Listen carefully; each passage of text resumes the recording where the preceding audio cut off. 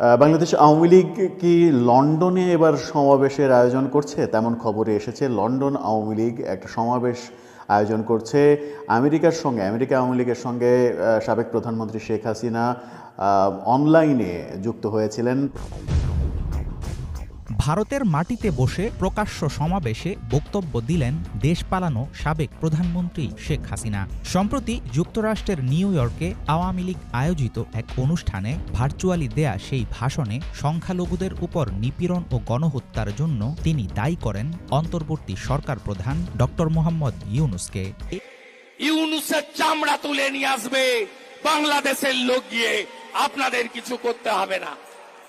এবার লন্ডনে সমাবেশ করলেন সাবেক প্রধানমন্ত্রী শেখ হাসিনা। ভারতের মাটিতে বসে তিনি প্রকাশ্যে ভাষণ দিলেন। দিল্লির ভরসায় দেশে ফিরবেন সাবেক প্রধানমন্ত্রী শেখ হাসিনা। ভারত থেকে ডক্টর মোহাম্মদ ইউনূসকে চামড়া তুলে নেওয়ার হুমকি দিলেন। শুধু দর্শক, আজকের ভিডিওটি খুবই গুরুত্বপূর্ণ হতে চলছে, তাই পুরো ভিডিওটি না টেনে দেখতে থাকুন। নেতৃত্ব নিয়ে কথা হচ্ছে, ওদিকে লন্ডনে সমাবেশের ঘটনা সত্যি যদি হয় তাহলে সামনে আওয়ামী লীগ ফিরে আসার জন্য যে দুর্বার চেষ্টা, সেই চেষ্টাতেই বোধহয় নেমে পড়লো, তেমনটাই মনে হচ্ছে আওয়ামী লীগের ভাবসাবে। এদিকে দেশে যখন অন্তর্বর্তীকালীন সরকার ঐক্যের ডাক দিয়েছেন, আওয়ামী লীগ এবং 14 দল জাতীয় পার্টি বাদ দিয়ে বাকি সবগুলো দলকে এক কাতারে নিয়ে ঐক্যের যখন চেষ্টা করছেন, তখন সেই ঐক্যকে বিএনপি নেতা বাকশাল যেন না হয় সেরকম আশঙ্কার কথা বলছেন। ঠিক সেই মুহূর্তে আওয়ামী লীগ লন্ডনে সমাবেশের আয়োজন করেছে আগামী 8 ডিসেম্বর, তেমন তথ্যই পাওয়া যাচ্ছে। আগামী 8 ডিসেম্বর লন্ডনে সমাবেশ হবে এবং লন্ডনে একদিন পরেই লন্ডনে সমাবেশ হবে। সেখানে সশরীরে শেখ হাসিনা উপস্থিত হবেন নাকি আবার ভার্চুয়ালি উপস্থিত হবেন, সেটা এখন পর্যন্ত নিশ্চিত করে আমরা অন্তত নিশ্চিত করতে পারছি না। তবে এই আলোচনা শুরু হয়ে গেছে যে লন্ডনে আওয়ামী লীগের সভানেত্রী শেখ হাসিনা উপস্থিত হয়ে সেই সমাবেশে ভাষণ দেবেন। আদৌ কি সেটা হতে যাচ্ছে? যদি সেটা হয় তাহলে শেখ হাসিনাকে ভারত পুরোদস্তুর রাজনীতি করার অধিকার দিয়ে দিল কিনা, সেই প্রশ্ন কিন্তু এসে যাচ্ছে। লন্ডনে সশরীরে উপস্থিত হয়ে যদি ভাষণ দেন আওয়ামী লীগ সভানেত্রী শেখ হাসিনা, তাহলে সেটা বাংলাদেশের জন্য কতটা প্রতিক্রিয়ার কিংবা বাংলাদেশের বর্তমান সরকারের জন্য কতটা বিব্রতকর হবে, সেটা অবশ্য আলোচনার বিষয়। এদিকে আওয়ামী লীগের নেতৃত্ব নিয়ে নতুন কথা শোনা যাচ্ছে। যখন লন্ডনে সমাবেশের আয়োজন করার ঘটনা শোনা যাচ্ছে এবং শেখ হাসিনা উপস্থিত হওয়ার কথা শোনা যাচ্ছে, তখন আওয়ামী লীগের নতুন নেতৃত্ব, নতুন কারা নতুনভাবে আওয়ামী লীগকে আবার পুনরুত্থানের দায়িত্ব পেয়েছেন, এরকম 3 জনের নাম শোনা যাচ্ছে। কারা সেই 3 জন? শোনা যাচ্ছে ব্যবসায়িক নেতা এবং আওয়ামী লীগের টিকিট না পেয়ে গত নির্বাচনে স্বতন্ত্র নির্বাচন করা হামিম গ্রুপের একে আজাদের কথা। সাথে শোনা যাচ্ছে বঙ্গবীর কাদের সিদ্দিকীর বড় ভাই লতিফ সিদ্দিকীর নাম শোনা যাচ্ছে এবং সাথে শোনা যাচ্ছে সাবের হোসেন চৌধুরীর নাম। সাবের হোসেন চৌধুরী একটি মামলায় আটক হওয়ার সাথে সাথেই তাকে আবার জামিন দেওয়ার ঘটনা ঘটেছিল। সেটা নিয়ে তোলপাড় অবস্থা হয়েছিল সারা দেশে। কিভাবে তিনি জামিন পেলেন, কেন তাকে অ্যারেস্ট করা হলো এবং সাথে সাথে কোন চাপে তাকে জামিন দেওয়া হলো, এরকম নানা আলোচনা হয়েছিল এবং বলা হচ্ছিল যে আন্তর্জাতিক চাপের কারণেই তাকে জামিন দেওয়া হয়েছে। সেই সাবের হোসেন চৌধুরীর নাম শোনা যাচ্ছে এবার আওয়ামী লীগের নতুন নেতৃত্ব, অর্থাৎ আওয়ামী লীগের ঘর গোছানোর দায়িত্ব এই 3 জনের একজন কিংবা একাধিক জনের উপরে দেয়া হয়েছে, এমন খবর ঘুরে বেড়াচ্ছে বিভিন্ন জায়গায়, এমন খবর শোনা যাচ্ছে। আদতে কি হচ্ছে সেটা একটা বড় বিষয়। আওয়ামী লীগকে বাদ দিয়ে যে ঐক্যের ঘটনা আমরা দেখেছি, ঠিক সেই মুহূর্তে গতকালকে আমরা ঐক্য প্রচেষ্টার সর্বশেষ মিটিং দেখেছি। ধর্মীয় নেতাদের সঙ্গে মিটিং করেছেন প্রধান উপদেষ্টা ডক্টর মোহাম্মদ ইউনূস। সেখানে খ্রিস্টান নেতা তিনি চিন্ময় প্রভুর মুক্তি এবং তার জামিনের দাবি তুলেছেন। এটা একটা উল্লেখযোগ্য বিষয়, যদিও এই খবরটা গণমাধ্যমে তেমন একটা আসেনি। চিন্ময় প্রভুর মুক্তি দাবি করেছেন, তাকে জামিন দেওয়ার কথা বলেছেন। হিন্দু নেতারাও দাবি তুলেছেন, পাশাপাশি খ্রিস্টিয়ান নেতা তিনিও এই দাবি তুলেছেন। এটা বাংলাদেশের গণমাধ্যমে প্রচারিত না হলেও ভিডিও সহ ভারতীয় বিভিন্ন গণমাধ্যম দেদারসে প্রচার করছে। ঠিক সেই মুহূর্তে আওয়ামী লীগের লন্ডনের সমাবেশ 8 ডিসেম্বরের সমাবেশকে কেন্দ্র করে তুমুল উত্তেজনা শুরু হয়েছে এবং আওয়ামী লীগের নতুন নেতৃত্বের কথাও শোনা যাচ্ছে। কোন দিকে ঘটনা যাচ্ছে? বর্তমান ইউনূস সরকারকে মোকাবেলা করার জন্য আওয়ামী লীগ কি শেষ পর্যন্ত উঠে পড়েই লাগলো কিনা, সেটা একটা মজার ব্যাপারই হয়তো দু একদিনের মধ্যে হয়ে দাঁড়াবে। সেই হয়ে দাঁড়ানোটা কতদূর যাবে, আদৌ আওয়ামী লীগ পেরে উঠবে কিনা, কামব্যাক করার যে প্রচেষ্টা তারা চালাচ্ছে, তারা তাদের ভুল স্বীকার করে আবার জনগণের আস্থা ফিরে পাবে কিনা, সেটা একটা বড় বিষয় এবং দীর্ঘমেয়াদী বিষয় যখন সবাই ভাবছেন ঠিক তখন তাদের প্রচেষ্টা কিন্তু উল্লেখ করার মতো। দর্শক, আপনার কি মনে হয় শেষ পর্যন্ত আওয়ামী লীগের নেতৃত্বভার কি সাবের হোসেন চৌধুরী, লতিফ সিদ্দিকী কিংবা একে আজাদ চৌধুরীর কাছেই যাচ্ছে, নাকি এটা স্রেফ গুজব আকারে এই বাজারে ছড়ছে? আর লন্ডনের সমাবেশে শেখ হাসিনা কি শেষ পর্যন্ত সশরীরে উপস্থিত হচ্ছেন, নাকি আবারও আমেরিকার মতো ভার্চুয়াল কথা বলার খবর প্রকাশ করেছে বিবিসি বাংলা সহ ভারতের বেশ কিছু প্রভাবশালী গণমাধ্যম। মোদী সরকারের আশ্রয়ে থেকে এমন ষড়যন্ত্র করার সুযোগ কিভাবে পাচ্ছেন স্বৈরাচারী এই নেত্রী, সেটা নিয়ে উঠছে নানা প্রশ্ন। তাহলে কি হাসিনাকে নিয়ে সুদূরপ্রসারী কোনো পরিকল্পনা বাস্তবায়ন করতে চাইছে নয়াদিল্লি? ৫ আগস্ট হাসিনা ও তার বোন শেখ রেহানার পালিয়ে ভারতে আশ্রয় নেয়ার পর থেকে বিভিন্ন সময়ে সামাজিক যোগাযোগ মাধ্যমে ছড়িয়ে পড়ে আওয়ামী লীগ সভানেত্রীর কিছু ফোনালাপ। প্রকাশ্যে আসা এসব কল রেকর্ডের বেশিরভাগ তিনি নিজেই ফাঁস করাচ্ছেন বলে মনে করেন অনেকে। তবে এবার জনসম্মুখে হাসিনার ভার্চুয়াল বক্তব্য দেওয়ার বিষয়টিকে প্রত্যক্ষ উস্কানিমূলক বলে মনে করছেন রাজনৈতিক বিশ্লেষকরা। এছাড়াও চলতি মাসেই লন্ডন ও জাপান সহ আরও কিছু ভার্চুয়াল সমাবেশে হাসিনার যোগ দেওয়ার খবরও জানা গেছে। শেখ হাসিনা যেন ভারতে বসে রাজনৈতিক বক্তব্য না দেন, ভারতীয় হাই কমিশনারকে এই বিষয়ে পরিষ্কার জানিয়েছিলেন অন্তর্বর্তী সরকারের পররাষ্ট্র উপদেষ্টা মোহাম্মদ তৌহিদ হোসেন। তারপরও এমন প্রকাশ্য সভায় হাসিনার আনুষ্ঠানিক বক্তব্যের কারণে কোনো অস্থিতিশীল পরিস্থিতি তৈরি হলে সেটার দায় ভারত এড়াতে পারবে না। এই বিষয়টিকে ভারতের তৈরি পাণ্ডুলিপি বা চিত্রনাট্য মনে করেন রাজনৈতিক বিশ্লেষক মহিউদ্দিন আহমদ। বিবিসি বাংলার প্রকাশিত এক সংবাদে তিনি জানান, বিদেশে বসে বাংলাদেশের বিষয়ে হাসিনার চালানো প্রচারণা পুরোটাই খেলার অংশ। আন্তর্জাতিক অপরাধ ট্রাইব্যুনালের পক্ষ থেকে গত ৫ ডিসেম্বর বৃহস্পতিবার সাবেক প্রধানমন্ত্রী শেখ হাসিনার বিদ্বেষমূলক বক্তব্য গণমাধ্যম ও সামাজিক যোগাযোগ মাধ্যমে প্রচারে নিষেধাজ্ঞা দেয়া হয়। ভারতের সাথে বাংলাদেশের চলমান টানাপোড়েনের মধ্যে নিউ ইয়র্কে হাসিনার ছড়ানো প্রোপাগান্ডা আরও খারাপের দিকে ঠেলে দিতে পারে গোটা পরিস্থিতি। তবে সংকটের সময়ে তার এই ধরনের প্রকাশ্যে কথা বলার বিষয়টিকে অনেকে মনে করছেন শেখ হাসিনা কিংবা আওয়ামী লীগের দেশের রাজনীতিতে সক্রিয় হওয়ার ইঙ্গিত। সাবেক প্রধানমন্ত্রী শেখ হাসিনার মাথার উপর ঝুলছে বাংলাদেশ সরকারের গ্রেফতারি পরোয়ানা। এমন পরিস্থিতিতে তাকে ফেরত দেওয়ার জন্য ভারতের কাছে লিখিত দাবি জানানো হলে এর ফলাফল কি হবে সেটা নিয়ে এখনও আছে ঘোর অনিশ্চয়তা। আঞ্চলিক রাজনীতিতে ভারতের মূল্যবান বাজির ঘোড়া হাসিনাকে নতুন করে রাজনীতিতে নামাবে নয়াদিল্লি। স্বৈরাচারী নেত্রীকে প্রকাশ্যে বক্তব্য দেওয়ার সুযোগ দিয়ে সে কথাই কি বুঝাতে চাইছে মোদী সরকার? গতকাল বাংলাদেশ থেকে বলা হয়েছে ওরা কি চট্টগ্রাম নিয়ে নেবে, আমরা চাইলে পশ্চিমবঙ্গ নেব, বিহার নেব, ঝাড়খণ্ড নেব, উড়িষ্যা নেব, আসাম নেব, উত্তর পূর্বাঞ্চল নেব। আর আমরা ওই জিহাদিদের বলি তাকিয়ে দেখ উপরের দিকে, এটা আমরা করব, এটা আমরা করব। অখণ্ড ভারতকে, অখণ্ড ভারতকে, অখণ্ড ভারতকে, অখণ্ড ভারতকে বড় বড় আওয়াজ, বড় বড় আওয়াজ।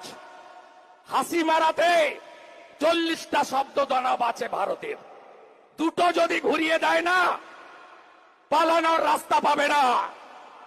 হবে 71-এ আমার জ্ঞান পড়েনি, জন্ম হয়েছিল, ইতিহাস পড়েছি, অতীত পড়েছি। 1.5 বছর লেগেছিল এই রাজাকারের বাচ্চা, হেফাজতের বাচ্চা, এদেরকে ভারত বিরোধীদের সোজা করতে। 30 লক্ষ শহীদ, 14 লক্ষ বাঙালি হিন্দু, 17,000 ভারতীয় আর্মি, তার মধ্যে 3,000 বিএসএফ এর জওয়ান। আমাদের জন্যই বাংলাদেশ তৈরি হয়েছে। মনে নেই রাজাকারের বাচ্চা? 71-এ 93,000 রাজাকার ধরা পড়েছিল ভারতীয় আর্মির হাতে। মুখে বলছি না, ভারতীয় আর্মি কি করেছিল মনে নেই? আর আমরা উদার, আমরা শান্তিপ্রিয়, নিজ ধর্মে আস্থা রাখি, অপর ধর্ম শ্রদ্ধা করি। স্বামী বিবেকানন্দ, প্রভু শ্রী চৈতন্য দেব, স্বামী প্রণবানন্দ মহারাজ, তারা আমাদের এইসব শিখিয়ে দিয়ে গেছেন। আমরা 93,000কে মুক্তি দিয়েছিলাম। আর একটা 16ই ডিসেম্বর আসছে, বিজয় দিবস। পাকিস্তানের আর্মি জেনারেল নিজামি আত্মসমর্পণ করেছিল। 2025 হিন্দুরা আর একটু চোয়াল শক্ত করে রাখুন, মুক্তিযোদ্ধারা আর একটু ঐক্যবদ্ধ থাকুন। 20 জানুয়ারি 2025 পরে বিশ্ব সমাজ বাংলাদেশের জন্য এগিয়ে আসবে। অবৈধ লোকেদের উৎখাত করব। বড় বড় কথা, ভারত বয়কট করব। এক বিএনপির নেতা তার স্ত্রীর শাড়ি পুড়াচ্ছে।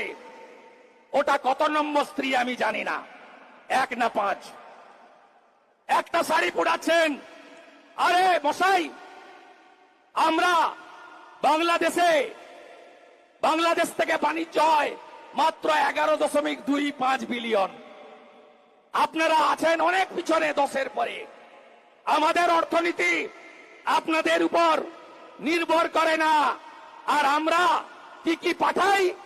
কটন পাঠাই, আমরা ফুড ইন্ডাস্ট্রি অ্যানিমেল ফডার পাঠাই, আমরা এডিবল ভেজিটেবল পাঠাই, আমরা আলু থেকে, ডিম থেকে, পেঁয়াজ থেকে।